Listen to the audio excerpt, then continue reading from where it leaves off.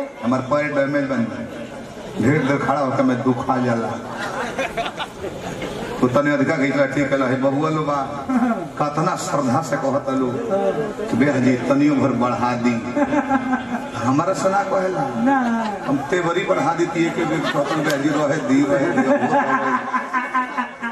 पैसा मिलेला न हम 1200 को फुहर में बोलो पैसा तारा तनियो भर बढ़ावे के कर माने तार पावर खत्म हो पैसा बढ़ावेला बाबा तू कहला बढ़ावे तू ही कहला ऐसा कि हो पंडित जी चिरकी रखत ले हम कटवा देले बड़े जन तरह के भागे के बेरुए धो लेता रसो चल गीत संगीत में बढ़िया बोलो मिला जगह सभ्यता न रहला बाकी देखी बकुला कतनो हंस के चाल चली मछली देख ली टपक दबा दिया अभी तक कितना खेप के बेचारे रहले हैं हमारा तो खेपत ढेर दिन हो गई कतना खेपले रहले हैं बाकी तो लयदारी में बोल रहे तो हमारा दुख ना लगे तो जी मामा तो बोले के कहत पली कहत रखी इंकर आई कतना सुंदर बात बोला तार से कतना उम्मीद से हम दोनों ही गावता नहीं अजीत संग निमन गोनो ही तो बोलियो जिला कहे कि लंगड़ भईवा बाउर ना हो प्रतिद्वंदी पहले शुरू पहले बड़े जनरल लेवल के बोलर ले वही लेवल के बोल न्योता का माने का होला 51 गो दल बड़े 51 गो दे 51 गो दल बड़े 1051 कोई तो कहबो कि ढेर धनिक बनतर छोड़ तर से न्योता ना चली लेवल में जवाब दिले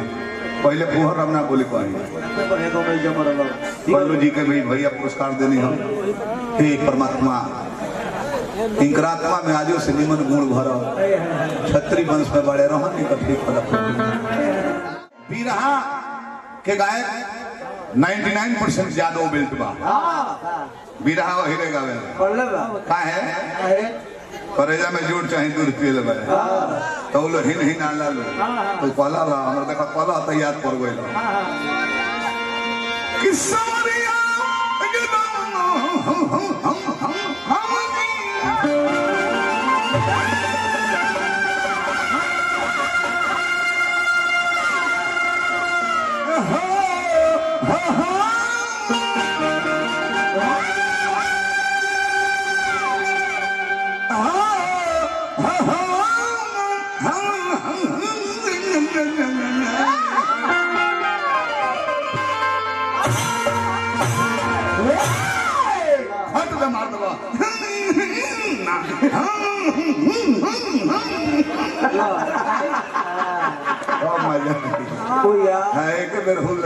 आराम से कोनो काम